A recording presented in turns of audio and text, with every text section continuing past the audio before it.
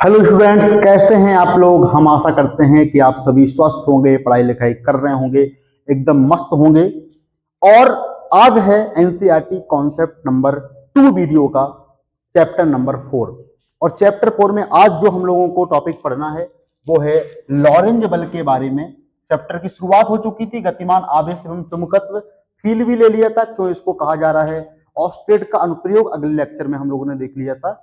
इस वीडियो में बेसिकली हम लोग बात करेंगे लॉरेंज बल की, और साथ ही साथ में चुंबकीय क्षेत्र के बारे में भी थोड़ा बहुत जानेंगे कि चुंबकीय क्षेत्र क्या होता है। तो शुरू करते हैं कि लॉरेंज बल क्या है। अब नाम है साइंटिस्ट के आधार पर। एक साइंटिस्ट हुआ करते थे लॉरेंज, जिन्होंने इसके बारे में बताया, इसलिए इस रूल का नाम इसका नाम पड़ गया लॉरेंज बल। इस बल के बारे में बताया बहुत सारी चीजों से अध्ययन करके, एम्पियर सर्कुलर लॉ हो गया, इन सारी चीजों से अध्ययन करके लॉरेंज ने अपना एक बल दिया। कल हम लोगों ने जो चीज देखी थी उस चीज में एक चीज और जान गए थे कि जब कोई आवेश गतिमान होता है तो उसके आसपास क्या हो जाता है, एक चुंबकीय क्षेत्र जनरेट हो जाता है। और अगर आवेश गतिमान है, उसके आसपास चुंबकीय क्षेत्र है, तो चुंबकीय क्षेत्र उसके ऊपर बल लगाएगा। क्या लगाएगा? बल लगाएगा। ध्यानपूर्वक देखना कहानी। हमने एक ऐसी जगह ली जहां पे दो क्षेत्रों को रख दिया। एक क्षेत्र को रख दिया विद्युत क्षेत्र ई को रख दिया, और दूसरा रख दिया चुंबकीय क्षेत्र बी को। फील करते जाना इस बात को। और दिशा कर देते हैं कुछ, मान लो दिशा ले लेते हैं, ई की कुछ दिशा होगी और वी की कुछ दिशा होगी, फिक्स कर देते हैं। जैसे ई की दिशा को मान लेते हैं ये है, और वी की दिशा को मान लेते हैं क्या है, बी की दिशा को मान लेते हैं कि ये है, ऐसे है, ऐसे। वी की दिशा ऐसे है और ई की दिशा ये है। क्लियर है? क्योंकि दोनों क्या है, क्षेत्र हैं। विद्युत क्षेत्र हो गया, चुंबकीय क्षेत्र हो गया, ये सारी की सारी राशियां सदिश राशियां हैं। हम लोग आगे देखने भी वाले हैं, पॉइंट वाइज करके देखने वाले हैं। और कोई एक क्यू आवेश ले लेते हैं, कोई क्यू आवेश, उस क्यू आवेश को इस ऐसी जगह पे भेज रहे हैं वी वेग दे करके कि जहां पे चुंबकीय क्षेत्र है वी और विद्युत क्षेत्र है ई। आपको पता होगा चैप्टर नंबर 1 में हम लोगों ने एक चीज पढ़ चुकी है। अगर कोई क्यू आवेश है, वो उस क्यू आवेश को ई विद्युत क्षेत्र के अंदर आप रख रहे हो, तो उसके ऊपर जो बल लगेगा, एफ बल लगेगा, वो कितना लगेगा? क्यू इंटू ई। क्यू इंटू ई के बराबर। क्लियर है बात? और दिशा क्या होगी?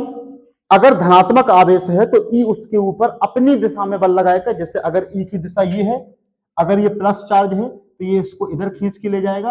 अगर ये नेगेटिव चार्ज है तो अपनी दिशा के विपरीत दिशा में बल लगाएगा। ये कहानी हम लोग जानते हैं। विद्युत क्षेत्र अपनी दिशा में बल लगाता है धनात्मक आवेश को, अपने से विपरीत दिशा में बल लगाता है ऋणात्मक आवेश को। इतनी सिंपल सी बात है। इस आवेश का मान क्यू है, इसको वी वेग से एंट्री करा रहे हैं किधर?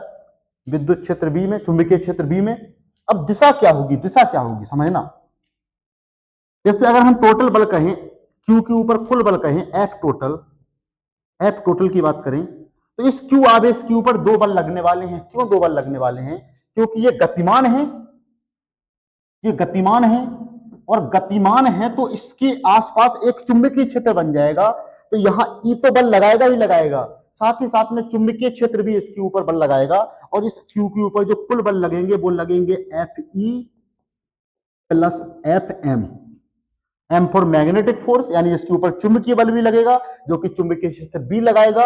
एक इसके ऊपर विद्युत बल लगेगा जो कि ई लगाएगा। एक बल के बारे में हम लोग को पता है कि एफ ई का मान कितना होगा? क्यू इंटू ई के बराबर।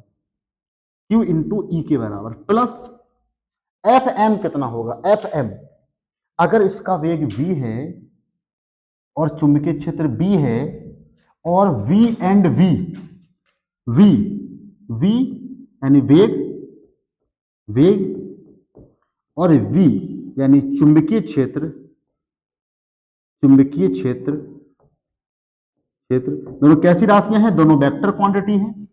के बीच में एंगल थीटा है। कितना कोण है? थीटा कोण है। तो इसमें जो बल लगेगा वो लगेगा Q into V vector cross V vector. कि सर क्यों लगेगा, कैसे लगेगा, हम लोग प्रूव करेंगे। बट हमें याद रखो कि जब किसी देखो ध्यान से, यहां पे देख लो, दोबारा एक बार देख लो कि जब किसी चुंबकीय क्षेत्र बी भी प्रेजेंट हो और ई वेक्टर भी प्रेजेंट हो, कोई क्यू आवेश इसके अंदर प्रवेश करे, ये है मान लो जहां पे चुंबकीय क्षेत्र भी है और विद्युत क्षेत्र भी है। क्यू आवेश प्रवेश करे तो इसके ऊपर क्यू के ऊपर टोटल जो बल लगेंगे वो आवेश भी बल लगाएगा, एफ ई भी लगेगा, प्लस यहां इसके ऊपर बी भी बल लगेगा, एफ बी भी बल लगेगा। एफ ई का जो मान होगा वो होगा क्यू इंटू ई के बराबर।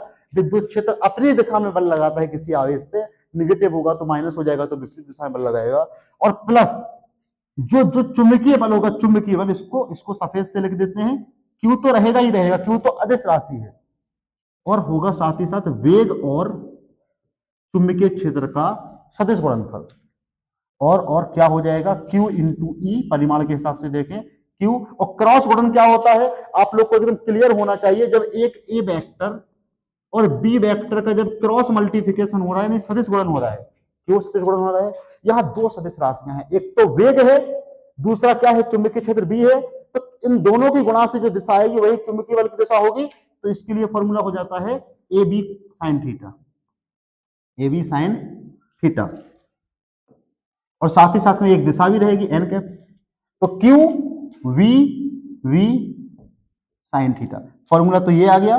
दिशा क्या होगी, कुछ नहीं है तो अभी एन कैप मान लेते हैं। कैसे निकलेगी, ए वेक्टर क्रॉस बी वेक्टर की दिशा निकालने के लिए दाएं हाथ के नियम का प्रयोग करते हैं। ए वेक्टर की तरफ उंगलियां करेंगे, बी वेक्टर की तरफ मोड़ेंगे, अंगूठा दिखाएगा ए वेक्टर क्रॉस बी वेक्टर की दिशा। परिमाण के साथ समझ लो कि फॉर्मूला क्या आ गया, एफ टोटल आ गया F E plus F B बराबर क्यू ई और plus Q V V sine theta. Sir क्या है लॉरेंज बल, लॉरेंज बल यही है जो कुल बल है एफ टोटल। क्या बात कर रहे हैं, बिल्कुल बिल्कुल एकदम सिंपल सी परिभाषा है, देखना ध्यान से। क्या है परिभाषा लॉरेंज बल की, लॉरेंज बल की परिभाषा है किसी किसी किसी गतिमान आवेश, गतिमान आवेश पर चुंबकीय क्षेत्र तथा विद्युत क्षेत्र के अंदर, चुंबकीय क्षेत्र तथा विद्युत क्षेत्र के अंदर, विद्युत क्षेत्र के अंदर और दोनों क्षेत्र में, चुंबकीय क्षेत्र भी है विद्युत क्षेत्र भी है, के अंदर लगने वाला कुल बल, लगने वाला कुल बल लॉरेंज बल कहलाता है, लॉरेंज बल कहलाता है। तो सर कौन सा है लॉरेंज बल, यही है एफ टोटल, यानी एफ ई और एफ एम दोनों का योग क्या है, लॉरेंज बल है। सिंपल सी बात है, सिंपल सी बात है, क्या है लॉरेंज बल है। अब चलते हैं हम लोग आगे वाली कहानी पे, फॉर्मूला याद रखना। एक चुंबकीय क्षेत्र क्या है, चुंबकीय क्षेत्र, चुंबकीय क्षेत्र क्या है, जब किसी चुंबक के चारों ओर किसी गतिमान आवेश के आसपास ऐसा क्षेत्र बनता है जहां चुंबकीय क्षेत्र बल का प्रभाव अनुभव किया जा सके। चुंबक के आसपास जो चुंबक है वो तो बल का अनुभव करती है, क्योंकि एक चुंबक के आसपास, जैसे ये चुंबक है, ये चुंबक है, इस चुंबक के आसपास तो चुंबकीय क्षेत्र होता ही होता है, लेकिन अगर कोई गतिमान आवेश क्यू भी है, इसके आसपास भी एक क्षेत्र होगा जहां चुंबक बल का अनुभव करेगी। चुंबक क्या करेगी, दूसरी चुंबक, मान लो यहां पे ये चुंबक है, ये बल का अनुभव करेगी, बल का अनुभव, और ये चुंबक है, ये क्या है चुंबक है, और चुंबक है तो चुंबक के ऊपर सिर्फ चुंबकीय क्षेत्र बल लगा सकता है। तो चुंबकीय क्षेत्र कैसे, चुंबक के आसपास का वह क्षेत्र जहां कोई चुंबक बल का अनुभव करे, और किसी गतिमान आवेश के आसपास का वह क्षेत्र जहां कोई चुंबक बल का अनुभव करे, क्या करे, बल का अनुभव, क्या कहलाएगी, चुंबकीय क्षेत्र कहलाएगा। उस क्षेत्र को क्या कहेंगे, चुंबकीय क्षेत्र कहेंगे। जैसे जैसे किसी आवेश के आसपास का वह क्षेत्र जहां कोई दूसरा आवेश बल का अनुभव करे उसे विद्युत क्षेत्र कहते हैं। इसी प्रकार चुंबकीय क्षेत्र है, क्या है, चुंबकीय क्षेत्र, जो कि क्या है, सिंपल सी कहानी है। चुंबकीय क्षेत्र की तीव्रता क्या है, चुंबकीय क्षेत्र की तीव्रता, चुंबकीय क्षेत्र की तीव्रता, जिसको हम लोग बी से प्रेजेंट करेंगे, वी वेक्टर से। चुंबकीय क्षेत्र अलग है, चुंबकीय क्षेत्र की तीव्रता अलग है, वी वेक्टर। अभी अभी एक फॉर्मूला आया है एफ एम, चुंबकीय बल बराबर क्या आया है, Q V V sine theta. अगर हम लोग इसके मात्रक की बात करें, किसकी बात करें, मात्रक की, चुंबकीय क्षेत्र की मात्रक की, तो मात्रक बराबर क्या हो जाएगा, एफ एम बराबर यानी चुंबकीय बल बराबर Q V V sine theta. तो v बराबर क्या आ जाएगा, एफ एम बटे Q into V. Sine theta का कोई मात्रक नहीं होता, कोई मात्रक होता नहीं है। एफ एम का क्या हो जाएगा, न्यूटन, न्यूटन अपॉन क्यू का क्या हो जाएगा, क्यू का हो जाएगा एम्पियर सेकंड, एम्पियर सेकंड। और वी का क्या हो जाएगा, मीटर पर सेकंड। तो मीटर पर सेकंड, सेकंड सेकंड कट गया, क्या आ गया, न्यूटन पर एम्पियर मीटर। क्या आ गया मात्रक, मात्रक आ गया न्यूटन पर एम्पियर मीटर, एम्पियर मीटर। याद रखना इस बात को। और विमा क्या आ जाएगी, विमा, विमा, विमा देखना क्या आ जाएगी, विमा क्या है, न्यूटन है, न्यूटन का मात्रक यानी बल का, बल की विमा क्या होती है, M L T minus two. और ये क्या है, ये विद्युत धारा ए हो जाएगी। एम क्या है, एल, तो एल हो जाएगी। एल एल क्या हो जाएगा, खत्म हो जाएगा। एल वन है ऊपर, एल जाएगा तो minus one, minus one plus one zero, खत्म। M T minus to A minus one, ये आ गई आपके चुंबकीय क्षेत्र की विमा।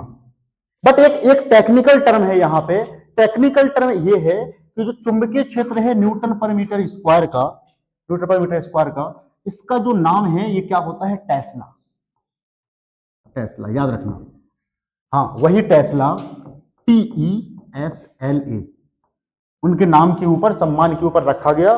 ठीक है, क्या, टेस्ला, जिसका प्रेजेंटेशन क्या होगा, कैपिटल टी होगा। याद रखना क्या है मात्रक, चुंबकीय क्षेत्र का मात्रक क्या है, वी का मात्रक क्या है, टेस्ला, जिसका प्रेजेंटेशन है टी। ये कहानी है चुंबकीय क्षेत्र। तो आई थिंक समझ में आ गया होगा आपको, आपको समझ में आ गया होगा। Very very thank you, very very thank you. Lorentz बल भी आपको समझ में आ गया होगा, और आपको चुंबकीय क्षेत्र की बेसिक कहानी भी समझ में आ गई होगी। चुंबकीय क्षेत्र अगले चैप्टर में हम लोग उसकी पूरी कहानी देखेंगे, पूरी कहानी, चुंबक से कैसे विद्युत बल रेखाएं निकलती हैं, कैसे जाती हैं। इस लेक्चर में क्यों नहीं किए, क्योंकि इस लेक्चर में इसलिए नहीं किए क्योंकि यहाँ पे हम लोगों को बहुत कम ड्यूरेशन रखनी है, एक टॉपिक को ही क्लियर करते हैं। यहाँ पे एक टॉपिक था आपका लॉरेंज बल, विद्युत क्षेत्र का टच था, क्योंकि एनसीईआरटी के हिसाब से भी चलते हैं, तो उस टच को कर लिए जितना एनसीईआरटी में था। मिलते हैं अगले लेक्चर में, तब तक ओके बाय बाय। बने रहो एलडीसी सर, पढ़ाई लिखाई करते रहो, हंसते रहो, मुस्कुराते रहो, एकदम आतंक मचाते रहो। चलो ठीक है।